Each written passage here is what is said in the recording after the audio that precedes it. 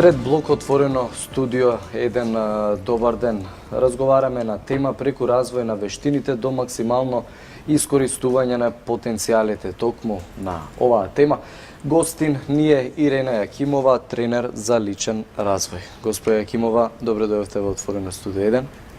Добро ве најдов, благодарам за поканата и за интересот. Многу ми е драго што ќе можеме да поразговараме на оваа важна тема, која можеби и не е често изнесена на површина, а има големо влијание на успешноста во сите сфери од работењето. Да почнеме, што представува тренер за личен развој? Така, интересно прашање. Да ги запознаеме и гледачите. Да. И често ми се случува, ме прашуваат, дури и луѓе што ме познаваат многу години или што се сретнуваме секој ден. Јас се гледам и следам и убавам, пак јас не разбирам што ти работиш. Што точно правиш? Што се тие точно активности што ги правите? Значи, ќе почнам прво од зборот, од личен развој. Всушност, секој од нас се развива како индивидуа, како личност, без разлика која професија работи или на која работна позиција или функција во моментот, мора внатрешните своји особини како личност, како знаења, како начин на размислување, како вештини што рековте, да ги развива постојано за да има нови и нови успеси и резултати. Да може да влијае на другите, да биде лидер, лидерка, пример, да води тимови, да води своја компанија, да води некој проект, да изработува своја професија, што год да е примената. Значи, личен развој е онако што ние го работиме кај луѓето во областа на личноста, она што го рекоме психологијата или ние какви сме како типови на личност. И нашата работа често оди во професионалниот развој, ќе кажам после, нели, кои тоа вештини во професионалниот развој ги развиваме. А што би значило тренер или она што сме ние, јас, мојата екипа во мојата компанија, обучени луѓе по методологии, сертифицирани, најчесто сме сите сертифицирани од Министерство за образование, образувани по странски методологии, се што е врвно во светот, ние го спроведуваме и нудиме, било да е во регионот, во Европа, во Америка. Значи не доцниме во тој поглед за разлика. Воопшто можам да ви кажам дека во некои методологии сме и напред, први, како на пример методологијата Points of View, која е една феноменална алатка светска, во моментов кај нас на тренинг, за да научат како да ја применуваат, доаѓале луѓе од соседните земји, Бугарија, Грција, доаѓаат кај нас да научат како да ја применуваат во својата работа. Што фаќа таа алатка, како што ја споменавте? Да, ќе се навратам и на тоа, значи само да завршам што е тренер, обучувач. Фактички сме едуцирани покрај нашите професии, факултети, што год да е друго или нашето искуство, да работиме со луѓе еден на еден или со тимови, како да стекнат нови вештини и знаења и истите да ги применуваат. Убаво што ме прашавте, тоа ми е миленичето. Points of View е феноменална методологија која потекнува од Израел. Пред 10 години ја имаат осмислена таму двајца искусни тренери, машко, женско, работеле и со компании, и со разни невладени организации, организации на млади и така натаму. И во две реченици тие ја споиле фотографијата, зборот, односно методологија која влече од фототерапијата, од коучингот како пристап и работа на развој на луѓе, споиле така што со примена на оваа методологија, што се состои од сето од алатки, процеси, принципи, многу побрзо се доаѓа до идеи, резултати, тимот искажува подобра соработка, една индивидуа многу побрзо доаѓа до своите нови креативни идеи, да увиди зошто нешто прави, што ја спречува или што ја мотивира. Ете така на кратко, тоа би било тоа. Ева вака вие ни дадовте една дефиниција во однос на тоа што е тренер за личен развој. Меѓутоа, како изгледаат тие советодавни услуги кои што еве ги давате на поединци, сите оние кои што имаат интерес или да се надоградуваат на личен план? Да. Како изгледаат, тоа се два вида на услуги, односно на наша работа, или индивидуална работа, кај што ние работиме еден со еден. Договараме според план, според цели, желби, што сакаме да постигнеме. Работиме, се сретнуваме во одредени периоди што ќе ги договориме и работиме саат до 2 интензивно, еден со еден, значи тренерот со својот клиент или оној со кој што работи, и работиме на развој на вештини, со нови знаења, надминување на внатрешни бариери во начинот на размислување, стекнување на поголема самодоверба, визија. Вториот дел ја работиме со тимови, држиме обука или ги учиме некои вештини, знаења преку обучување, или пак во тимскиот коучинг со тимот работиме неколку сати со специјализирани прашања, вежби, алатки, пишување и групна работа, извлекуваме што е најважно, каде да одат понатаму, многу полесно ги гледаат патиштата како да стигнат до саканата цел, потимски работат, соработуваат полесно и имаат поголеми резултати, поубави резултати. Значи, или е индивидуално, еден со еден, работиме некое време по програма, или ако треба само еднаш-два пати, ќе се сретнеме и тогаш имало исто така резултати, или работиме по принцип на подучување или работа на маса заедно. Потешко е само со индивидуа или со цел тим да се работи? Да, одлично прашање. Зависи од ситуацијата. Не е самата личност претпоставува. Да, и од луѓето, и од темите, и од зошто сме тргнале, не е лесно. Да, во тимови треба да се владее со тимската динамика, да се води тимот, да сите се вклучени, да добро се осетат, да се надминат моментите на отпор. Кога нешто внатре се менува, кога одиме во нова вештина, особина, има отпор често и тој да се надмине. Не е лесно со тимот, но тимот пак се води меѓу себе. Успевате ли да излезете на крај со него? Секако, да, на крај сите сме срекли, задоволни или имаме нови прашања за на кои да работиме понатаму. Овие техники се доста познати во светот, во понапредните земји, да речеме. Меѓутоа, како беше во Македонија да се почне ваков, да речеме, бизнис? Да, не е лесно и сега не е лесно. Јас како обучувач тренер работам 9 години и повеќе наназад, а и пред тоа во моето искуство и историја доста сум работела со луѓе и кога сум била менаџер, директор или сум водела кампањи. Не е лесно, но можам да кажам ме радува зголемениот интерес на луѓето. Јас имам своја компанија повеќе од 3 години, тоа не е многу, можеби е некој период кога сега ли ќе отвараш фирма, па каде, па како, па ти жена, па тие, па тоа луѓето уште не бараат, не знаат. Но бев пријатно изненадена и ако ме прашате дали имам повеќе клиенти од луѓе што сум ги знаела претходно или повеќе имам нови луѓе, нови познанства кои дошле откако сме почнале поинтензивно да работиме. Има и други компании, и други колеги кои пружаат квалитетни услуги, најчесто и соработуваме, се групираме во тимови. Има зголемен интерес, луѓето, компаниите, организациите се посвесни дека луѓето треба да се развиваат, да се работи со нив. Дури и луѓе на водечки позиции, на водечки функции или задачи, сами доаѓаат, бараат, се јавуваат да работам со нив или да работат со нашата компанија, бидејќи не е лесно колку да имате знаење, претходно искуство, вештини или сте млади, сте завршиле дури и магистратура, секојдневието, вештините на управување, на мотивирање луѓе, постигање цели, не е лесно сам да ги или сама да ги водите. Многу е полесно кога има тренер со вас, кој е во некој момент и ваш ментор, ако ја знае дејноста, и да не ја знае дејноста, може да ве води кон остварување на целите и стекнување нови вештини. А споменавте дека и од соседните земји доаѓаат во Македонија кај вас да се обучуваат и да го земат она ваше знаење. Дали вие го надоградувате вашето знаење надвор од Македонија? Апсолутно. И каде? Да. Ако се сетам сега каде се наназад, значи еве ако гледам само на едукацијата за тренер и обучувач, да не гледам претходното мое работно искуство 15 на години, се што можев да присуствувам, да земам, а да е од странски обучувач, странска компанија која доаѓа тука, дали е тоа подолг тренинг, неколку дневен тренинг, преку некој проект. Се што можев да отпатувам и кога бев повеќе во можност да отпатувам поради домашни обврски, грижа за растење на помалото дете, значи дали тоа беше Белград, Лондон, минатата година една недела во Израел на сертификација, Софија, секаде каде што можев и се што се вклопуваше во мојот профил на обучувач и тренер за да бидам што подобра, односно најдобро можна понуда да дадам, да комплетирам.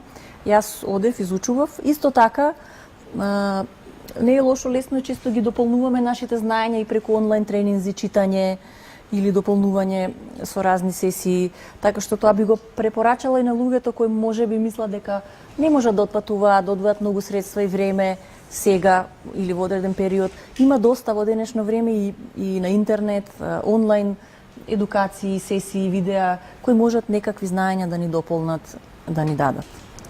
Јас би се навратила во однос на тоа дека претходно споменавте дека и те соработувате, односно работите со индивидуи и во тимови. Меѓутоа, кај кои луѓе, на пример, старосна граница има најголем интерес? Дали можеби кај помладите кои што само завршиле факултет или пак луѓе кои што веќе се професионално се издигнале? На која возраст се најзастапени луѓето кои што бараат совети од вас? Да, од моето лично искуство и на тимот на мојата компанија сме имале распон од студенти до возраст 40, 50 и повеќе луѓе кои веќе се искусни со работа. Можеби најчесто е некаде меѓу 30 и 45, 28. Еве, ако раширам 28 до 48 најчесто. Че веќе луѓе кои што горе-доле се насочиле кон својата кариера, претпоставувам. Да, кои изоделе некои чекори или стапиле на некаква задача, позиција, или отвориле компанија, млади, брзо растела компанијата и сега се осеќаат. Дали име ова да пробат некој нов чекор во животот или за веќе усовршување на постечките вештини? И двете намени. А ако сакаат да сменат кариера, професија, да отворат свој бизнис, да внесат нови производи, ново ниво во бизнисот, доаѓаат, бараат помош. Или ги праќаат своите вработени. А ако се млади сега почнале, не мора и да се млади, може да почнуваат некоја нова скала во својата работа, исто така доаѓаат да усовршат некои вештини. Ги споменавте сега компаниите дека испраќаат своји вработени, од кои области најчесто е тоа? Имаме од разни компании, учесници, бидејќи имаме често отворени обуки што ги објавуваме и се пријавуваат. Индивидуално или компанијата ќе прати двајца, тројца од разни компании. Значи, од големи домашни македонски компании, од странски инвестиции, од меѓународни организации, од мали и средни предпријатија, речиси од секаде имаме. Доста успех имаме и со IT компании, со млади луѓе. Вистина, гледаат и ценат потреба да се работи со нив на менаџерските вештини, на лидерските вештини, на комуникацијските вештини. Сите тие, односно, повеќето од нив завршиле како инженери, програмери, и сега треба да водат тим, да работат со други инженери, програмери, да ги насочат. Комуникацијата е најбитна. Комуникацијата е битна. Да треба да се лидерски учи како. способности, претпоставам, за да се води еден тим. Лидерски способности. Значи имаме и од производни, и од услужни компании доаѓале и од државни институции, од агенции на државата, сами се јавуваат, што сум радосна, раководното лице или од некој сектор доаѓаат. Тоа е најчесто менаџерски вештини, јавен настап и говорење, комуникација, мотивација на вработените. Јас ќе речам, често нели се пишува и се зборува против особините на нашата јавна администрација или луѓето што се во моментот на некаква државна институција, но и таму сме запознале, сами доаѓале, се јавувале и барале услуги, квалитетни луѓе. Не е важно во која област или каде, кај што има квалитетни, амбициозни луѓе кои што сакаат и себе си да се надоградуваат и својот тим, тие бараат од надвор помош. Колку траат обуките? Различни се имаме. Еден ден, 2 дена, 3 дена. Правиме програма. Овие што ги правиме отворени по некоја тема веќе подготвена, комуникација или јавен настап или женско лидерство, менаџирање, 3 до 4 дена се обично. А ако правиме програма за компанија или се договараме, значи која тема колку ќе трае, така што некојаш може тоа да биде, не знам, 2 месеци да работиме по еден ден во неделата или по половина ден во неделата. Според програмата така го правиме и траењето. Имаме од полудневни до 3 дена и повеќе. Ево, однос на вашето искуство, јас би прашала колку жените се застапени во бизнисот? Не многу и затоа ние секаде каде што можеме учествуваме, придонесуваме, соработуваме во проекти или здружение на бизнис жени, стопански комори и така натаму, да придонесеме, да расте свеста, да расте потребата и да расте поддршката за женското предприемништво. Секако дека има жени кои ги поздравувам, им се восхитувам, кои кои имале свој бизнис и отвориле своји компании многу подолго од мене. Може би јас имам огромно менаџерско искуство претходно. Се восхитувам на нив и сите тие даваат поддршка, даваат пример на другите жени. Бидејќи сакам да разбием еден стереотип на жена, така наречена бизнисменка. Би ставила во наводници, дали од изборот бизнисменка доаѓа пак од машки род. Значи, жените можат да бидат многу корисни за општеството, ако водат, основаат некој свој бизнис. Бизнисот ние најчесто го основаме за да задоволиме нечии потреби на пазарот. Да дадеме некоја услуга, некој производ. И без разлика дали сте маж или жена, ако имате добра услуга, добар производ, треба тоа да се добра идеја да се поттикнува. Некому сте потребни. Која е според вас причината поради која што голем број на жени не се осмелуваат на ваков чекор да започнат бизнис? Да. Иако, за жал, една од поголемите причини што жените започнуваат свој бизнис е имањето флексибилност во работното време, Так. што и јас го искусувам и сум благодарна и среќна поради тоа. Значи, една од придобивките е таа, би требало да биде, може би, втора зад идејата и страста и желбата кон својот бизнис. Кои се пречките? Немањето поддршка, разбирање, немањето доволно финансиски средства да се започне. Некои податоци дури кажуваат дека е многу мал процентот на жени кои имаат имот на свое име во Македонија за да можат да земат кредит. На среќа има програми сега, дали од Европска банка за обнова и развој, дали од други фондови За самовработување. кои помагаат, и за женските бизниси особено, за самовработување. Потребна е и логистика, поддршка околу другите наши улоги во животот кои што ги играме. Ако сме мајки, ако сме семејни, за домакинството, за родителите, за другите.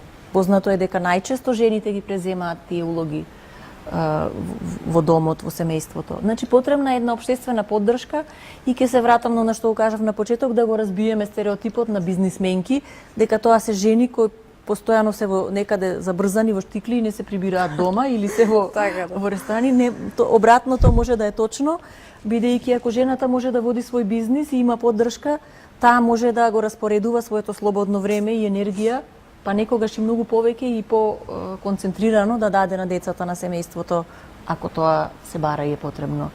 Кога сме кај бизнисот, како во Македонија да се подобри предприемништвото и целата бизнис клима?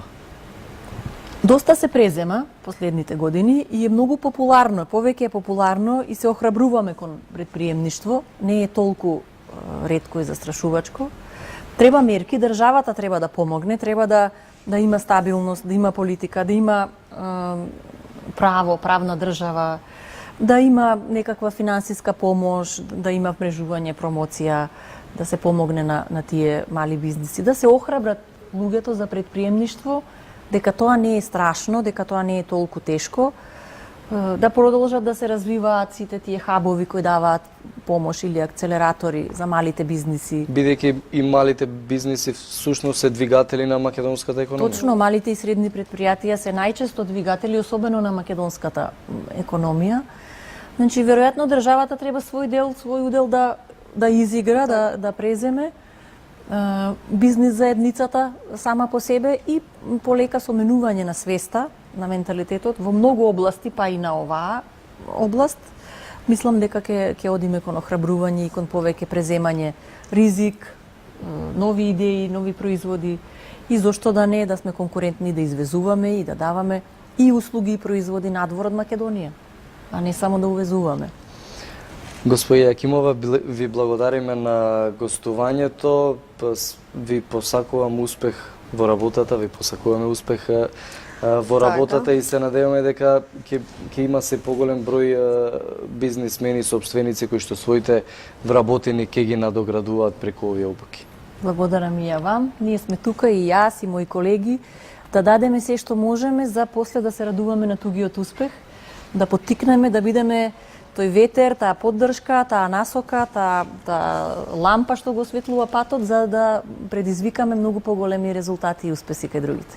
Благодариме уште еднаш, Елена, време да се одјавиме. Тука е време да се одјавиме, полека завршува овој трет блок отворен на студио 1 во продолжение малку забава, односно следува возење со Вучич. Пријатно.